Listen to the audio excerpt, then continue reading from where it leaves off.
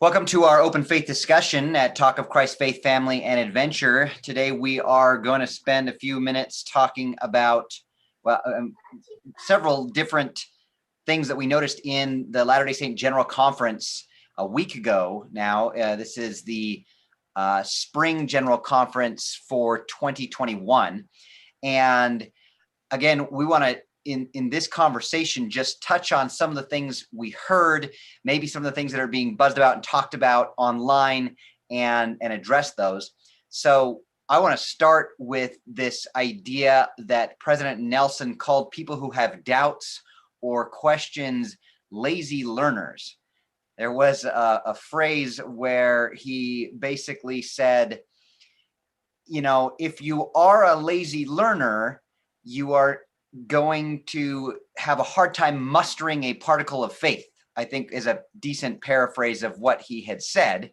And I've heard then people say, oh, so anybody who is lacking in faith in the Church of Jesus Christ of Latter-day Saints or who has doubts was just called a lazy learner by the prophet, which then, of course, makes me definitely want to jump back into the church because the prophet of God has called me a lazy learner, you know that. But I think that it's, you know, perhaps disingenuous and illogical to look at it that way. That's like saying that if President Nelson had walked into a room full of hundreds of people and yelled, "Hey, stupid, the door's over here. Idiots will never find the door," that you then went, why did he just call me stupid? Oh my gosh.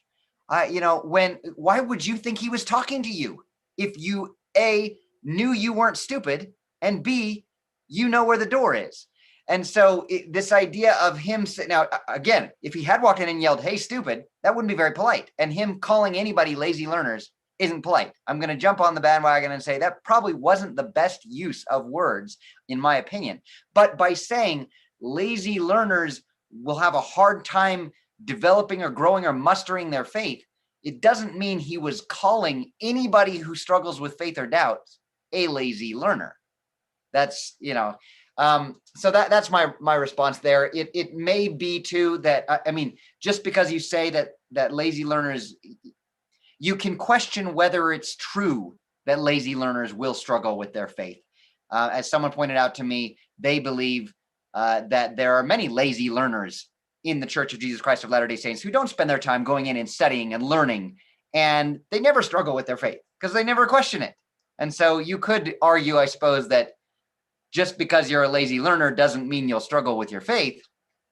But again, just by saying the statement, lazy learners will struggle with your faith, doesn't mean everybody who struggles with their faith is a lazy learner. So that's one reaction I wanted to have. Who wants to go next with your thoughts? You can chime in on that if you'd like, although I don't want to spend a lot of time on each of these. But if you have a particular thought you want to address that you've heard online or something from conference, jump in. The reaction I saw that at least stuck with me the most was someone posted to one of the groups I'm on that said, you might be a lazy learner if you think that a feeling of peace is going to answer historical problems in the Book of Mormon, ha ha ha, or something like that. And so, that's maybe a good pointer counter. I'm not sure, like you said, that's exactly what President Nelson was insinuating there. But that's kind of how it's been chosen. I don't know. Like, I try not to have the negative view of the way some people take things, but I do get the feeling sometimes that if you're looking to be offended, you will always find something to be offended by. And I'm not saying that you can't. If you're saying I'm questioning and I'm having a hard time with things, and then if you're looking to conference to be comforted in those, and then you hear this message, I could see how you could maybe feel a little dismissed. But like you said, I'm not sure that's, I don't know. Like, I'll defend their point of view in that I think maybe it would be wise if it's hard, because like you have to understand the audience. Like, everyone's like, I'm the audience, therefore everything should be tailored to me, where they're speaking to a wide variety of people, and mainly to the main, the members of the church that are in it. Obviously, if you're going to watch conference, you probably, it's a long bit of it's a long program. I think they almost assume, like, obviously if you're watching this, then you obviously care about the church in some way. but also forgetting that, a lot of people also watch it like, what should I be offended by this week, so I can chat about it, how offended I am with the church in things. And maybe that's genuine for most people, but I've seen a lot where I think sometimes it I thought it was interesting this time. They pointed out more than once that the majority of Latter-day Saints are single, unmarried members of the church. And so I think they were trying to emphasize and point out that we need to be perhaps more aware that we're not talking to families and couples and eternally sealed companions in our sermons and in our speeches anymore. We are needing to be aware of and focus on single people. So just an interesting point that stood out to me. Joey, what stood out to you from conference? I know that you are Presbyterian and a former member of the Church of Jesus Christ of Latter-day Saints, and so you did not watch as much conference as I did. I'm sure of it. But what did you? You watched like 3 or 4 talks. I think I watched 1 or 2. I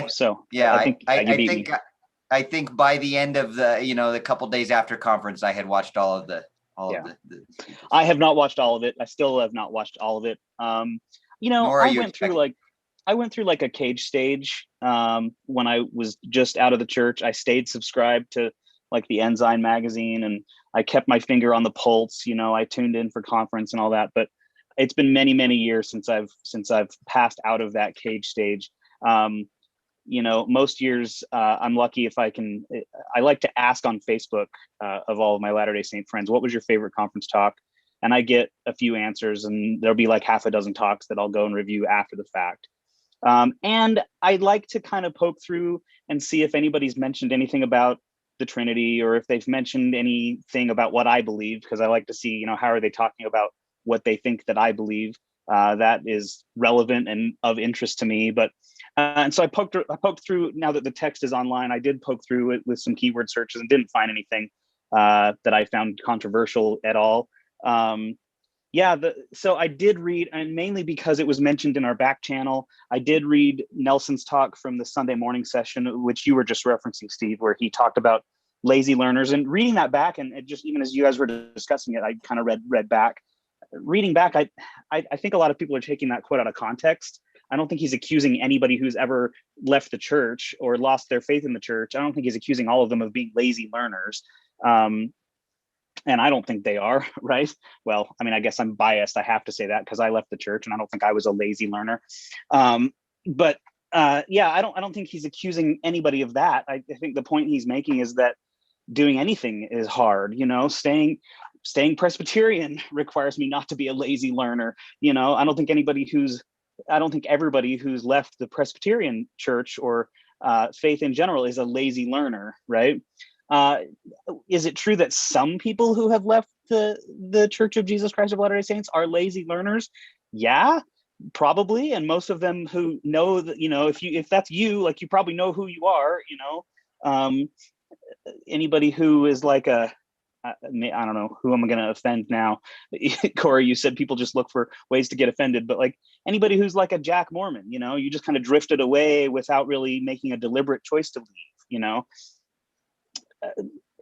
but anybody who's made a deliberate choice, and I think most of us who are here who have left the church, myself and Daniel, I guess I don't know, I shouldn't speak for other people, but I don't think Daniel was lazy. I don't think he left because he was a lazy learner, and I wouldn't consider myself to be in that camp.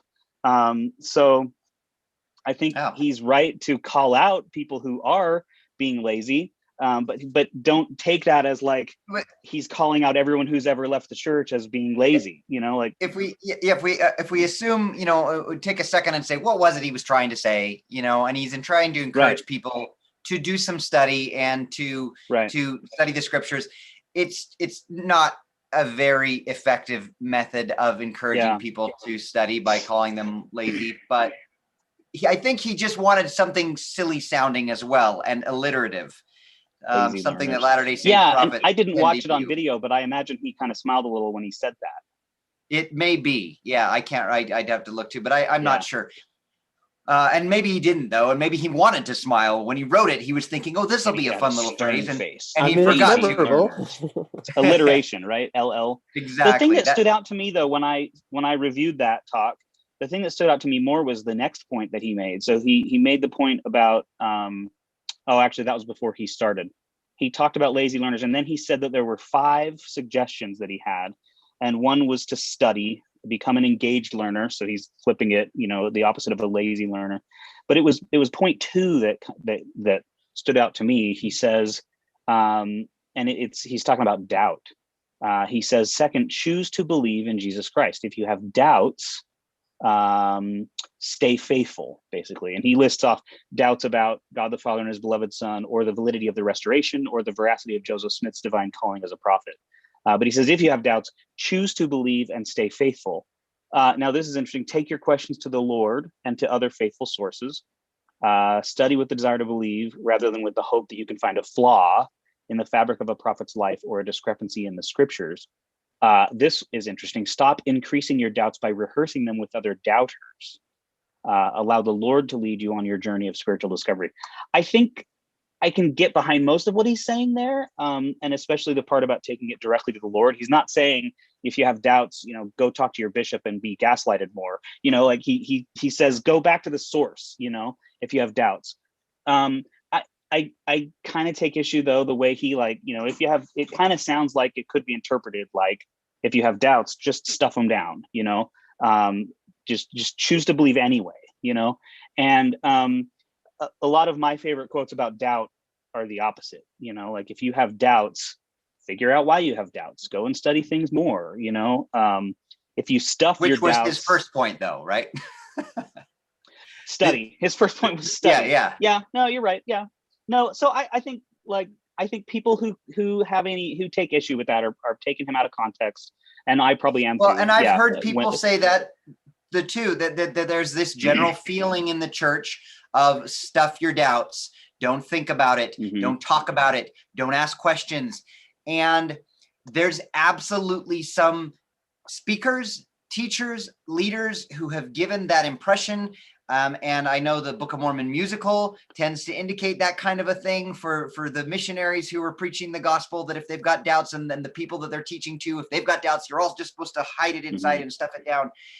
And there's absolutely a presence of that kind of mindset among some members and leaders of the church. And now you have, like I just said, President Nelson, the first thing he says is study it out and seek it out and take it to the Lord. And I think you can hear stuff it down. And I'm not trying to gaslight either right now by saying this.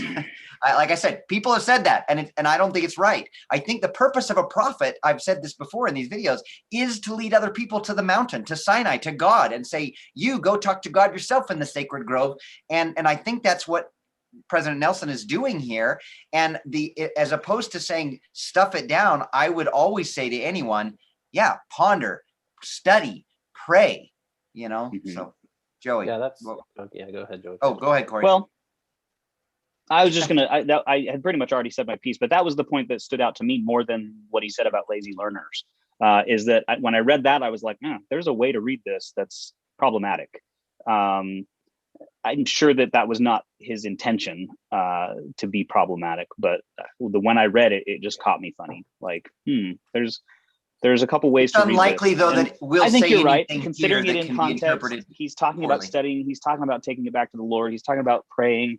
He is not talking about just stuffing your doubts. And he doesn't say believe anyway. He just says choose to believe, make a conscious choice to believe.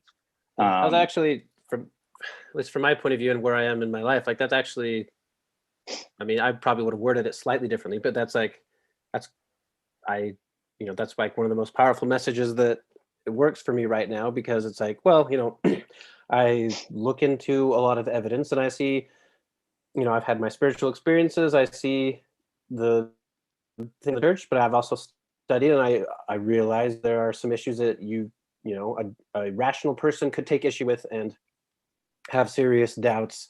And, we can't know one way or the other by ourselves, and looking at it like, well, so I think choosing to believe, though I know that is what some call triggering, like you say, like stuff it down. But I think that's ultimately what any religion requires you to do, is to make this choice of faith and say, okay, well, the world could, I mean, it's better, hopefully it's better than Pascal's wager, but I look and like, well, I could be completely wrong about this, but if I am, what would my life look like?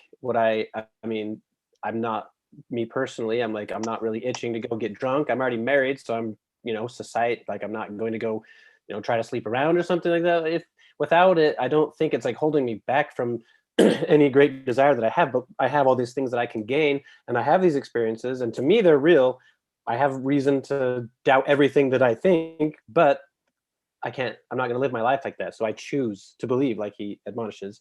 And the other idea that I think he's kind of beating around the bush too, but I think they have this phrase they love from a few conferences ago, where it's doubt your doubts. And I think a lot of people interpreted that to mean stuff it down again. But I think at least the way I interpret that is, well, if you're going to look skeptically at the claims of the church, look at least as skeptically at the other information that other people are trying to convince you otherwise, and don't give more validity here and then don't examine the other. Like, well, you're right, it is preposterous that someone could do this, therefore that. But like, yeah, but look what they're saying. It's like, look, just be critical. I don't know, like, it's an uncomfortable position, but it's like, maybe this is a telling because I grew up in the tail end of Gen X, but doubt everything all the time, but then live your life with faith going forward. Yeah. Right.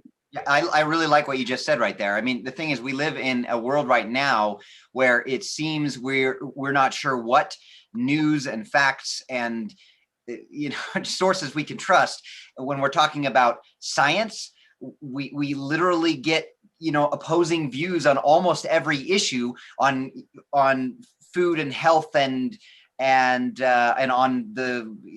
I mean, yes, the majority of scientists agree on climate change, but we still do get scientific disagreements over exactly why it's caused and how and what would change it. And I mean, that's the science area. When you look at politics, the facts from the left and from the right are just all over the place. And again, religion, can I believe this? Can I not? And my point in saying all this is that we live in a world where we need to be skeptical about everything we're hearing, everything we're reading, and we need to doubt, as you say, everything we're hearing, not just the things that cause us, not just our faith.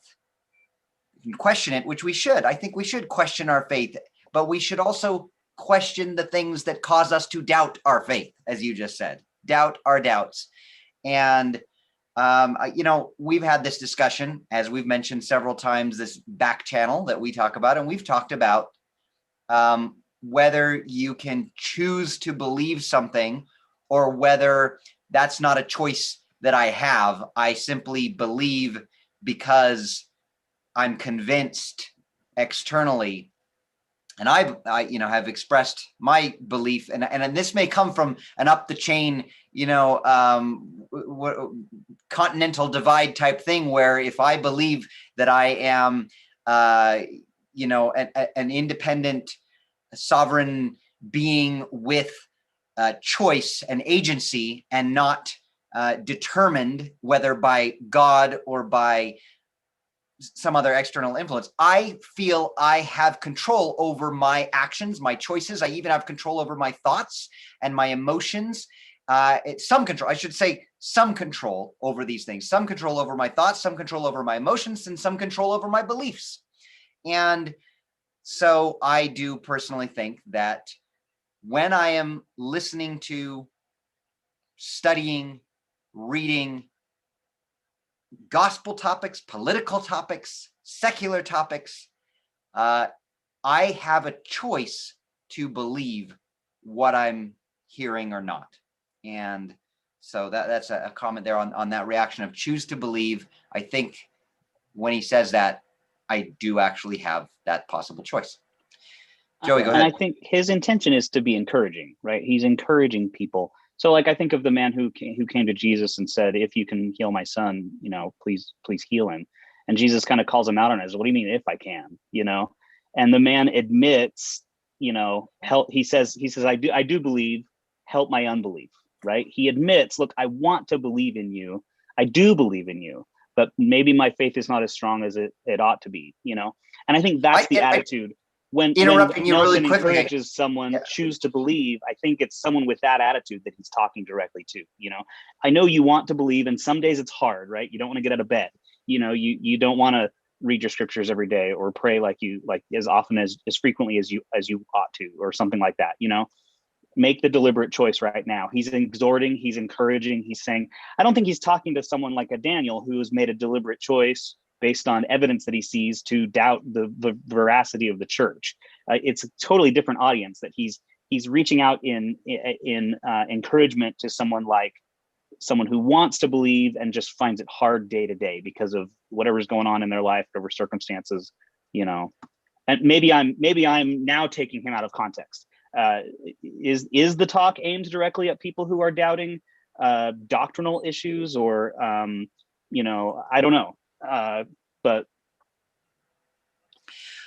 I guess what I'm giving you is that yes, there's a faithful way to interpret what he's saying as not just saying stuff your doubts, right? Yeah, I think he's clearly not. He's giving steps for gaining more knowledge, for studying it out, for acting in faith. When you act in faith, he says that was a step 3. Then you receive, a witness of the truth, and partaking in of ordinances, and then asking Heavenly Father for help were the 5 steps that I got. And yeah, he's not saying stuff it. I want to change gears for a bit, if you guys are okay with that, switching to another interesting talk by President Dallin H in the priesthood session, where he talked about the Constitution of the United States of America, starting out by saying, look, we're a worldwide church and not everybody follows the Constitution, but he, being a lover of the Constitution, being a Supreme Court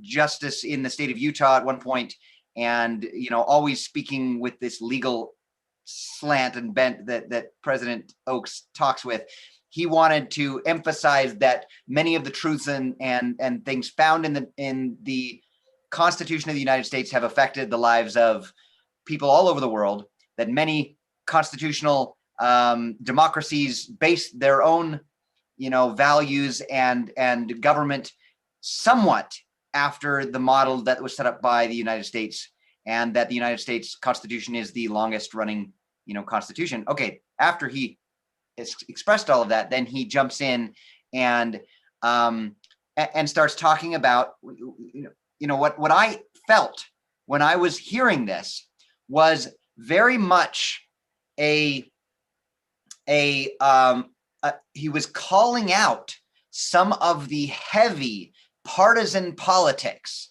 that has been happening within the church, outside of the church, in the United States of America for the last year and few years. And yet, what was frustrating in my mind was that he was clearly trying to call out these things and saying, this shouldn't be this way. We need to love each other and recognize that people can be a member of the other party and still be a member of the church. But while he was calling these things out, he was doing so, he was holding back, he was being reserved in a way that would make it so that the people who needed to hear his message wouldn't hear it. That was my opinion on that. I was like, wait a minute. What you're saying here is we don't storm the Capitol building when we disagree with what's going on in the government. He was clearly saying that. And he was saying, and we don't try to hold, ourselves in power when we lose an election. He was clearly saying that. And there was a couple other things. He was also saying I think he was also saying we don't destroy property when we disagree with the police, and so there was parts where he wasn't only holding conservatives accountable, he was also holding liberals accountable. But the way he said it without coming directly out and saying it meant, in my opinion, that the people who needed the message could say, oh, he wasn't talking about me. What are your thoughts? Yeah, no, I mean, that's always the fine line, especially anything political in the church is difficult to know how direct to be and how not to be, because although I think he could be more direct in calling out any like the Republican side, because I think the majority of the church is probably more right-wing leaning, so they'd probably be a little safer. But like, I don't know, I've been wondering about a lot of things in the last few conferences about what Dallin H. Oaks talks about, because I think that maybe this is just me being skeptical, or not skeptical, but because I know behind the scenes they have to be thinking, well, let's see, President Nelson, he's what, like 96 now? Oaks is the next guy up, and what's his PR feel? Like, oh, he talks, and a lot of people think that he bashes on, or he like harps on the homosexuals too much, and so we need to start shifting the way that he's perceived. And so I think he's having to hold back maybe a little bit, or maybe that's how he feels. I don't know. Joey, do you have any thoughts or comments on church leaders who are trying to speak politically, but they don't actually speak politically? I mean, the funny thing in my mind is that the prophets, I think we expect them to be direct. We expect them to spell out and say, this isn't right. But then when they hold back, but what I guess I'm getting at is it's almost like the message it could be said that it was pointless, because if the people who need to hear it don't hear it, and the people who don't need to hear it the opposite. Yeah. Thoughts? We talking about Oaks? Yeah. Oaks. So that was another talk that was mentioned in our back channel, so I did pick that one up and skim through it. I did run across the spot where he talked about did he say storming the Capitol or whatever? I don't know how. I can't remember. No, that's my point, is that he didn't say what he was talking about. Right.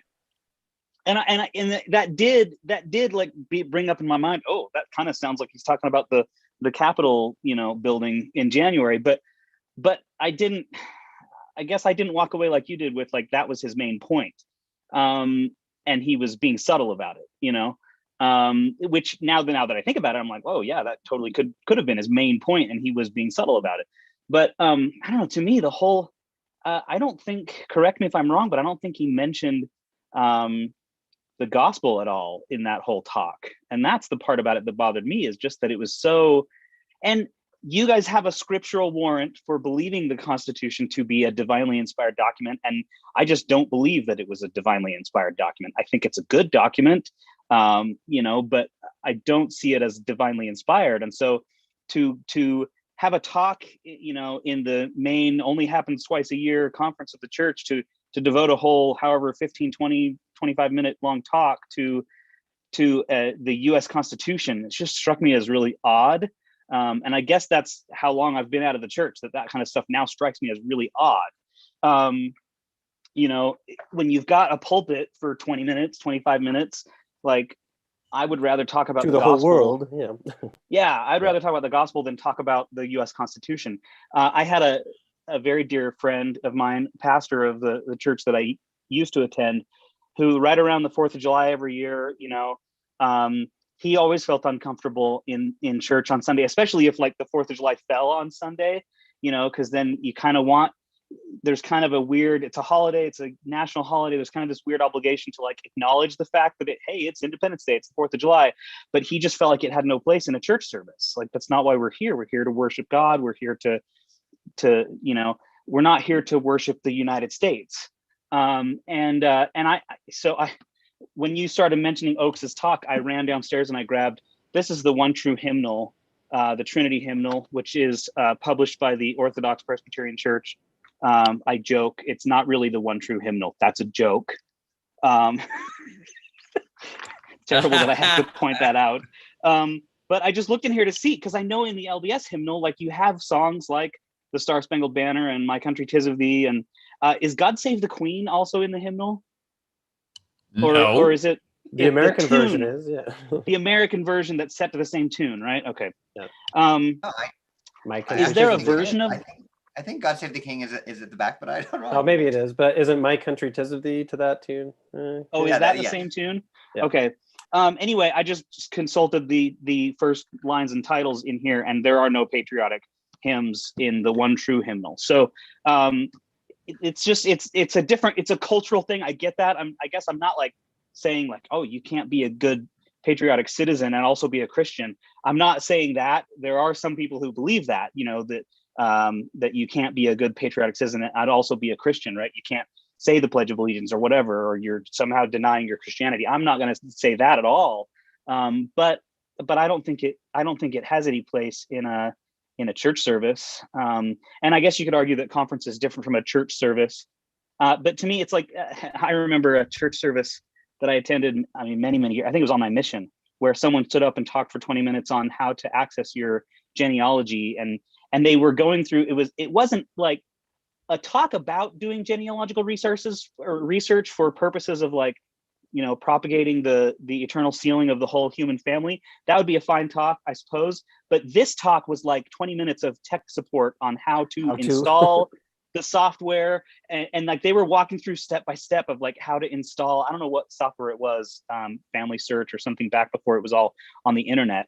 And the whole 20 minutes, I was just going, oh my gosh, like, are you going to say anything about the gospel? Or are you going to say anything about, this to me was like the same thing, like stand up for 20 minutes and talk about the Constitution and not talk at all about the gospel. That was what I walked away from it with. But you caught more of the subtle message than I did, Steve.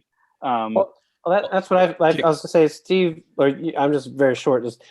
I feel the same thing. Like, I feel like he had a message and he was trying to subtly get at something, but like, it's so subtle that I'm like, why? I know you're talking about this for a reason, and maybe I'm just stupid, but I'm not getting exactly what you're trying to say here with this. So if I could just respond to some of that, I completely agreed with everything that you were saying, but I have thought through it some more and come to a conclusion that helps make it work for me. So this is my attempt.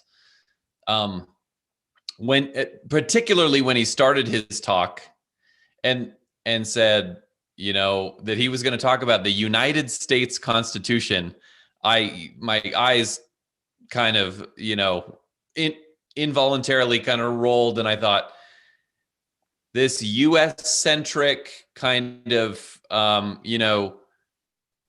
this is supposed to be a worldwide church organization. We've just heard over and over again how the church demographic is changing, how for a while now, there have been more members outside the church outside the United States than inside the United States. And now they quoted a couple of times the new demographic that there are more single adults than married adults in the church. And so this kind of changing demographic, and I just thought, why does it seem like Elder Oaks in particular always talks about the same 5 things, and I know that one of them is, the law and the intersection with law and religion. And that makes sense because the guy has dedicated his life to this serious study of law and the Constitution. But even noting that, it still seemed like, really, you're going to talk about the U.S. Constitution when you have, as you said, Joey, you have a worldwide audience looking for instruction about being a Christian, at following Jesus. You have them for 20 minutes. You're going to talk about the U.S. Constitution, and it kind of blew my mind. And I put that aside for a second. I put a pin in it, and I listened to the talk, and I thought, this talk is both satisfying and aggravating for probably the reasons you've already discussed before I got on here, which was, I thought, at a sentence level, I agree with everything he's saying, but I know how it's being heard by some people, and I know that it's being used at a sentence level to justify things that he's not, it seems to me, trying to justify at a talk level. And so that bothered me. And so some of the frustration that I've heard you all expressing in the last minute that I've been on this call about, is this even landing? Is this moving the ball or the needle, or choose your metaphor, in the way that he intended? That was frustrating to me too. Now, what I've settled on as a response to your critique, Joey, is this. There's probably, it's got to be in the top 5, maybe even top 3 things that right now, currently, today, is getting in the way of the American Christian's experience of being a Christian is how they interact politically, myself included. Just recently, I was with somebody I love very much. We disagree politically, and emotions ran high. Now, I don't think there was anything necessarily inappropriate about how we were relating to each other or talking to each other, but I've seen this. We've all seen this recently. It's a very timely concern. I think more than ever in my life, political interactions have gotten in the way of Christianity, of living a Christian life, of being like Jesus, of accepting and forgiving and coexisting.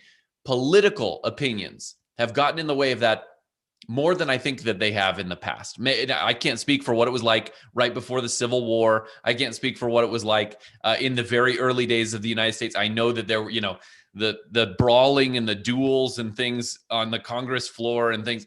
I know that there have been politically divided and polarized times, but in my lifetime, it seems like now is the worst.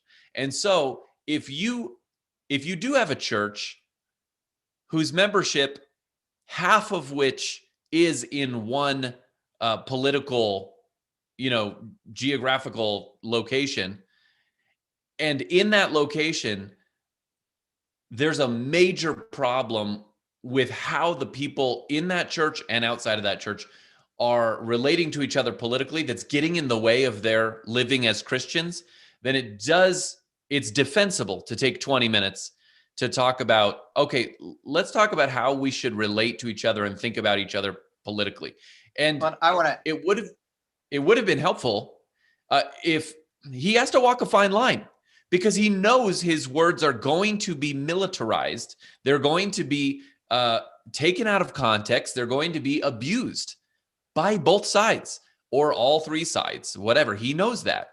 And so he wants to say, be excellent to each other and party on, dudes, without saying one side's right.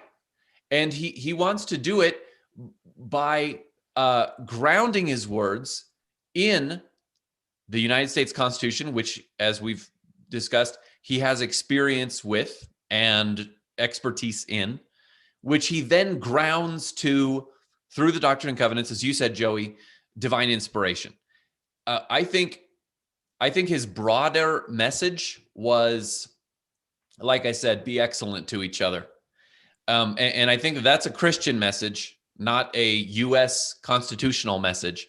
But I think he was saying, it's in this arena of politics that you guys are really struggling. And we all are so much.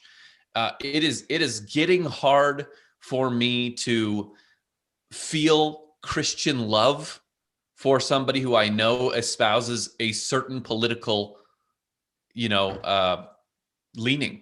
That's a problem. That's a major problem that I have to, if I take Oakes's talk and let it, work within me, maybe the work I need to do is, instead of saying, yes, he finally said, that, and it was a great quote, that one about, we should never say that somebody can't be a good Mormon and a good Democrat or whatever he said, and I'm not saying that I am a member of one political party or another, because I'm not. But it's always bothered me when people have attacked Democrats within the church by saying, how can you possibly? And I've always said, hey, look at Elder Oakes, and more recently, obviously, somebody in the Uchtdorf family, and before Elder Renlund was an apostle, apparently he was a declared Democrat. And these are smart guys, and I'm sure that there are Republicans within the top 15. And why should that be a problem? And I don't like the focus on party voting, and I love how he focused on issue voting. These were all great things. But instead of me just using his talk, as I know everybody else will, to cherry pick and say, this is how he supported my political views, which I could do, which everybody can do, I should use it to say, and this is what he told me to work on. He told me to quit judging people for their political views, to quit thinking I'm better than them, or whatever. I've talked long enough. Go ahead. When you have the bully pulpit, the conference pulpit, and you're a leader of any organization as large as the Church of Jesus Christ of Latter-day Saints, and there is, as Dave has pointed out, this massive problem, it makes some sense to come out and say something, even if you're supposed to be focused entirely on Jesus Christ. This idea of love one another is an important message in the political arena. And I want to point out too, this is an interesting and somewhat unrelated side note. I don't remember where I read it right at the moment, so I'm trying to give credit to somebody else. Somebody else said this, not me, but that when push comes to shove, empirically speaking, between your political views and your religious views, where was this? I think it was discussing an idea about as we've talked about this. Cognitive dissonance. When you have cognitive dissonance between your politics and your religion, that it's I think empirically shown that people fudge their religion and not the politics. They side with their politics over their religion almost every time. And that's kind of a disturbing thing when you think about the eternal consequences of what religion purports to be. And so for President Oaks to go ahead and address politics is perhaps not unfit with that knowledge too, that people tend to tell people, let's calm down on the politics here and love one another.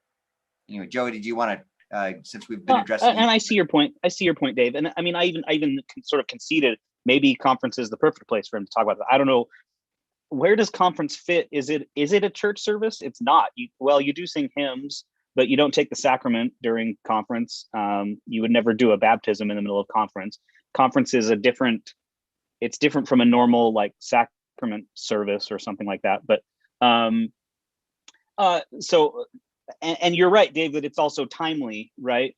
And my own church is currently doing a series of Sunday school lessons about the kingdom of God. And the point is like comparing the kingdom of God to kingdoms of this world. How should we live as citizens of the kingdom of God and also citizens of United States, and they've been very clear up front that, we're not going to tell you how to vote. That's not what we're here for. And I agree with everything that Elder Oaks, President Oaks said about like issues voting and like not, being so beholden to like one party that you vote the party line or whatever. So I think I can get behind and agree with most everything he said, except that the U.S. Constitution is an inspired document. He made an interesting statement that if this country didn't exist, if we didn't have a democratic republic, where the power is with the people, that the gospel couldn't have been restored. And I wonder if that's even true. I think that's stated many times, but is that even true? Because I mean, the Lutheran Church got founded, in not in a liberal democracy, right? The Presbyterian Church, is it true? Is it true that the LDS Church couldn't exist without American government system? In relation to what you just asked and to what I said a minute ago, in almost, I think, every case where you were to look at some major split off or division of a religion like that, say Anglican Church or Presbyterian or whatever, I think huge political shifts happen at the same time. That's, I guess, tying out this idea that you need some kind of a political adjustment in order to accommodate a new religious adjustment. So Anglicanism would never have got off the ground if the monarch of England hadn't been supportive of it. So yeah, you're right. That's the point taken. I was just going to say on the question of whether the church could have existed under another government in its infancy. there's no way to know, of course, but we can note that it barely survived under the government that it was in. And that was because of the persecution, which presumably, I mean, under modern interpretations of the Constitution, the church would have had some protections from, and which it whether it didn't have them or simply didn't enjoy them as a practical matter, because the government didn't step in, is notable. And I think if it had, in addition to the popular opposition, if it had also had governmental opposition more so than it did, it's fair to say it probably wouldn't have survived. But something occurred to me over the last week or so that I think is kind of relevant to this point, and that is this. It's 2021 right now. Think back to where you were in 1989 or what was going on. Think back to anything that was going on in 1989. Doesn't seem that long ago, does it? I mean, yeah, it's a little long. You know, we're like in our 30s and 40s, right? But it's not that long ago. From the time of the first vision in 1820 to the ratification of the U.S. Constitution was that distance of time. And that blows my mind because I've always put those in two very different time categories. I've always thought, oh, the Constitution, 1789, the ratification of the Constitution was, that's the colonial period, And then Joseph Smith was like the frontier period. That was like 100 years later, 150. Different century, yeah. Yeah, different century. It was 30 years. I mean, it was 1990 to us from the time of the first vision. And so this country was, whether or not it's true that the church could have survived under any other government, if you look at it that way, it certainly seems fortuitous that only 30 years before the first vision, and of course, I'm working backward here. I get it. This doesn't prove anything, but it's more jarring to me when I think about it like that, like 1990. I think, wow, that was really just in time for the church, and they had 3 decades of constitutional rule before Joseph Smith had the first vision, or claims the first vision. Now, there's another moment other than President Oaks where I just went, why doesn't he say it directly? This is the where you're saying, I think what he just said is something that I wish he would say, but he didn't say it directly. And that's the President Nelson's moment where he's saying, we're doing 20 new temples. And I know that you all want to get back to the temple, but we are, waiting until you're allowed to go back to the temple based on the government and laws with the pandemic. And then he said this quote, do all you can to bring COVID numbers down in your area. And he left it at that. And it's, again, because we have so many members of the Church of Jesus Christ of Latter-day Saints who all along, have been fighting against following the health guidance with regard to bringing down COVID numbers, whether it's wearing masks or social distancing or getting a vaccine. I mean, and meanwhile, you have the leadership of the church clearly wearing masks, getting vaccines, and even practicing and teaching the church to social distance by telling them, oh yeah, don't come to church, and all that. So the church leadership is following all of the healthcare guidance, and we have a doctor at the helm, and yet he doesn't come out and say what I mean when I say do all you can to bring COVID numbers down in your area so that you can get back to the temple and enjoy the blessings of the temple. Please wear your mask. Please go ahead and get a vaccine. Please go ahead and social distance. They don't say that. And so the people who need to do those things just ignore it, just let it go. Anybody have any thoughts on that? Well, same thing with the other thing. I think that's a delicate subject for him because it's like, and I think COVID exposed something that I'm still seeing the reaction of the leadership to, and that's probably the surprise of, like, exactly like you said, that people are leaning to their political leanings above what the church leaders say. And maybe that's, there's another argument to be had of like how much power should they have, but like I think that's kind of a big thing that's been exposed. Like they said, no, leaders, you're wrong. And so I was like, wow, okay, what does this mean? Yeah, that is interesting. That's a good point and a good example of exactly what I was talking about a minute ago. I think, you know, the you can say, well, he needs to walk this fine line, and somebody though who wants to who disagree with me and say he didn't mean wear a mask, he didn't mean social distance, he didn't mean get a vaccine, then I suppose I would have to ask, well, then what did he mean when he said do all you can to bring the COVID numbers down in your area? Pray? Oh, he meant fast and pray is all. Yeah. Right. Yeah. Fast. Okay. But you know, I don't know. I sympathize with the rhetorical position of a speaker who is speaking to the whole world ostensibly. Now, I know that in reality, Dave, your signal has gotten weak. Oh, I'm sorry. Yeah, it's weak, and we don't have your picture, and your voice was just cutting out. Oh, bummer. Can you hear me? Yeah. Okay. Well, I was just saying it must be difficult to try to speak to quote unquote the whole world, right? And so it's no wonder there is so much tiptoeing in these talks. And one can ask whether that is, you know, true to the prophetic tradition from the Old and New Testament, where statements were declarative rather than representative. They were more strong and more likely to, break old bottles in order to allow new wine, etc.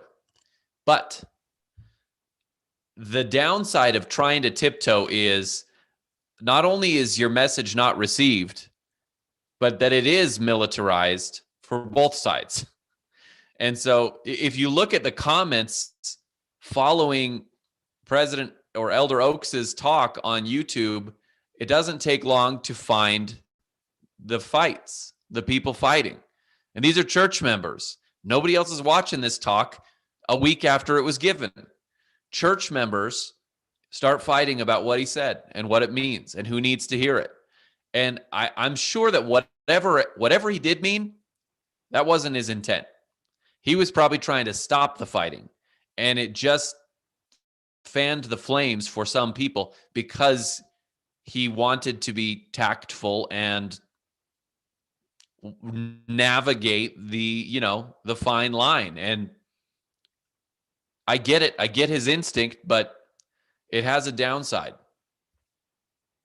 I want to take us to conclusion here with a focus. We've been talking about politics here. We've been talking about kind of a little bit about what irked us. At least three of us here consider ourselves faithful Latter-day Saints, and we appreciate the words of General Conference. And we're trying to discuss some things that are more hot button issues, so that this is a more interesting discussion, because obviously it's more interesting when you're not just saying, yeah, that was a good thing. Okay, let's move on. But I do want to focus for a second on a little bit more theology, a little bit more interesting, perhaps hot button type thing. And that was Elder Renlund's talk. By the way, real quick, I need to correct something I said earlier. President Oaks, his constitutional talk was not his priesthood session talk. That was his Sunday afternoon talk. But anyway, back to Elder Renlund seemed to be addressing to me on Saturday the problem of evil. He was talking about how suffering in a genocide or other suffering at all can seem incompatible with a kind, loving Heavenly Father. And then he gave his own kind of solution and opinion on the problem of evil. How can we believe in a loving and kind God when we have that kind of evil and destruction? And he gave an example. He told a story that may or may not have been a great analogy of a child who complains it's not fair that my brother gets to buy a bicycle after saving up all kinds of money and I don't get a bicycle or whatever. I don't remember what it was, but the sibling had saved all of their allowance for years and finally was able to buy a massive purchase. And the other one was complaining, that's not fair that they get this wonderful massive purchase. and anyway, what he said was, look, the children's choices that create unfairness doesn't mean that the parents were unfair, in the way that they administered or gave the allowance or whatever. And then I guess the idea is what he was saying, that we as children of God often make choices that create the unfairness and the terrible tragedies and suffering. That doesn't mean the parent was unfair. Now, he also goes on to say that some unfairness just can't be explained. And he says, I like this quote, he says, and that's infuriating. And he also said that mortal life is unfair. And he said that Jesus, though, has done something about it. And forgive me, I'm paraphrasing the talk here. And so some of the things that I'm saying may have been my thoughts while he was speaking versus what he said. But what I got from it was his solution is, again, and I think it's similar to mine, but God is kind and loving, and the problem of evil isn't really a problem when you realize that God sent his only begotten Son to do away with and end all of the suffering, all of the sin, all of the problems, and that all unfairness can and will eventually be made right. And we don't know how or when, but that there's a solution to the problem. So those are some of my thoughts. One other thing he said really quickly, I think, that I got from it was, consider how much better you may have it than someone else before you go around, complaining that life is unfair. I'm going to open this up for the final round robin chat here. What are your thoughts on this problem of evil question and Elder Renlund's opinion? Yeah, I'll jump in real quick. I'll try to be brief. Obviously, problem evil is a big topic, but I think, at least from the LDS perspective, I think you have to come up with something along the lines of what he said, of basically, unlike other religions that have creation ex nihilo, we did choose to come here. And he didn't say this part, but I think that's underlying in there. So we chose to come here, maybe not understanding what unfairness meant, but also we also have free will. So, I mean, the first part in philosophy is called the free will defense, where it's basically just saying, well, yeah, humans, you messed it up. God gave you the perfect world and humans screwed it up, right? But what the LDS theology has to shed on that is like, well, but that's obviously, instead of saying, and that's bad, and God is so mad about that, it's like, well, yeah, and God knew that was going to happen, obviously, and so that was part of the plan. And so we're here, and if we want free will, then we also have to deal with the consequences of different people making different choices, which lead to different consequences, some knowing, or some, in full knowledge, and some that obviously you could have no idea that if you crossed the street this day was going to lead to a chain of effects that was going to cause cancer for someone, or something like that, where like it's something beyond our understanding. But ultimately saying, and I think part of what he said is also a New Testament parable of the talents, where it says, to some, sorry, I got a kid here. Anyway, to some, you get like 6 talents, some you get 1 talent, but your job isn't to whine about how bad it is since you only have 1 talent, or to look down on those with less talents than you. It's to take whatever you have and make something of it. And I think that is the LDS approach to at least not like solving the problem of evil theologically, like justifying God, but saying, answering evil with our efforts of saying, I see evil and I see something that needs to be better than it is, and I'm going to make it that way. And I think that's always been a powerful message for me in my life circumstances, because one other thing, I guess, to go with that is because happiness is always about who you compare yourself to. I watched a huge documentary about happiness. Like, here's the thing. If you are always, there's always someone going to be higher than you or something. If you're always comparing yourself to what you don't have, you're going to be unhappy. But that's why it's good to have these messages and visit the poor and the needy and be like, you know what? I don't have it that bad. And anyway. Well, I have two responses on this problem of evil thing. One is, I think that myself personally, I can't speak for the LDS Church here, but for myself, I reject one of the premises in the original, formulation, or I guess the most common formulation of the problem of evil, which is, if God is all powerful and all benevolent, then why is there evil in the world? And my view is God is contextual, and there are certain limits to his power. For example, I believe that he could not provide us with the kind of educational experience that this life gives us without going through this life. If he could and he chose not to, then that's a problem, because then we're suffering needlessly. But I believe he couldn't. I believe this was the only way. And I believe that Christ's suffering was the only way to redeem his children. Otherwise, if he could have avoided that and he didn't, I have a hard time understanding why he did do that. And so I reject one of the premises of the original formulation, or the most common formulation of the problem of evil. And so it's not a problem, because I just say, well, he's not all powerful. And I don't mean that disrespectfully. I just mean that there are certain things he couldn't do. And one of them was, he couldn't teach us what he wanted to teach us without us undergoing inequality, suffering, death, pain, sickness, etc. So that's why those things exist necessarily. And God couldn't avoid them. But then he did what he could to remedy that. Right. Exactly. Well, the second thing I was going to say is, go ahead. Oh, go ahead. I was going to say that's only possible on the LDS view, or a view that denies creation ex nihilo, because that's one of the problems with classical Christianity, is just like, well, he could have just created us happy and perfect if he can create ex nihilo, because a lot of Christians will say the same, like, oh, we had to learn something, so we're here and then we have to improve ourselves. Like, well, that's not true, because God could have just created you perfect and knowing all the things that he could have just created another God automatically. Anyway. Yeah. Well, yes, exactly. I mean, if God were, but perhaps that's what's happening. Maybe we're just sitting there downloading this right now. And anyway. Well, okay, so you're arguing then with the conclusion that there is pain and suffering in the world, right? Sure, I guess that would be, If the premises are, if God is all benevolent and all powerful, then why is there pain and suffering, or evil? Why is there evil in the world? And I'm saying, well, I'm arguing with the second premise. I'm not arguing with the first. I think that he is all benevolent, or that at least doesn't cause a problem for me.